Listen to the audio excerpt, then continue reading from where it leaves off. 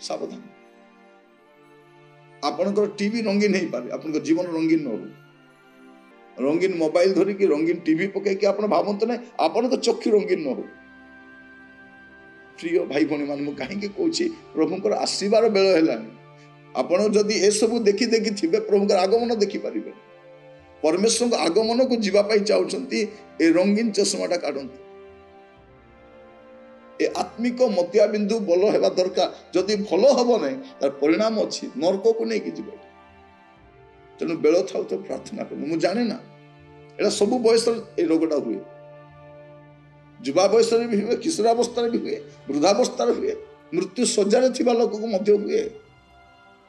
ये मतिया बिंदु प्रभु पाखक जीवे प्रभु कह प्रभु आपणकर क्लिनिक को मुझे प्रभु मोर चक्षुर चिकित्सा कर दियो।